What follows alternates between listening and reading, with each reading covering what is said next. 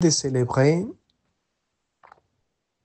la fête de la première sainte colombienne, la Madre Laura Montoya Upegui. Une femme remplie de Dieu, une femme qui savait expérimenter l'oraison, une femme contemplative. Elle a voulu plusieurs fois rentrer chez les carmélites. Mais finalement, Dieu, il avait un projet pour elle. Elle a vu la souffrance, la douleur des gens plus pauvres en Colombie. Elle a dit, je ne peux pas rester tranquille quand je vois des gens qui souffrent et des êtres humains qui sont méprisés et maltraités. Parmi les gens dans lesquels elle voyait les souffrances, elle ne pouvait plus de voir la douleur chez eux, se trouvaient les Indiens, les paysans. Elle a dit, je pars avec un groupe d'amis, femmes aussi comme elle, vers les pauvres. Je vais chercher les plus pauvres. Et quelqu'un lui a dit, ceux qui sont plus abandonnés à ce moment-là sont les Indiens.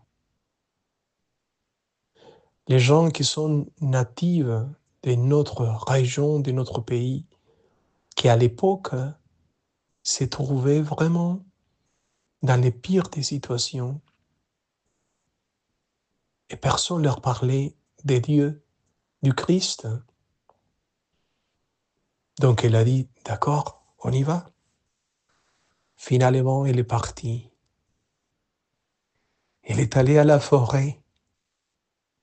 En pleine forêt, elle a trouvé les communautés indiennes qui n'avaient rien à manger, qui étaient vraiment dans la situation. On imagine que ce 16e siècle, c'était l'époque plus difficile pour les Indiens, mais chez nous, la pire époque a été au 19e, 20e siècle, au début 20e siècle.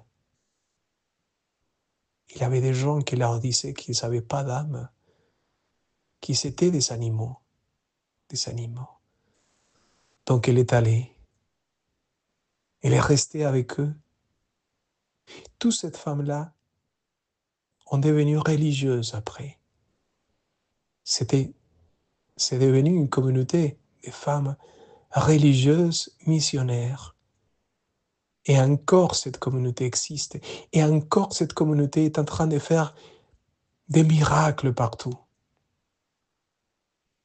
Et ils travaillent toujours avec les communautés indiennes, les communautés plus pauvres dans la campagne.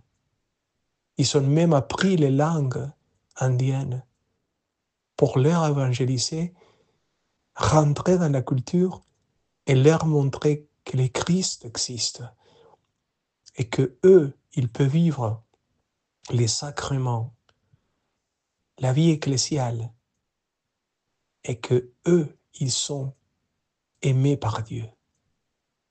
Donc on voit, grâce à cette communauté de misioneras lauritas, des Indiens qui conservent ses costumes, sa manière de concevoir la vie et en même temps qui sont profondément catholiques, qui vivent les sacrements, qui vit l'Eucharistie tous les jours.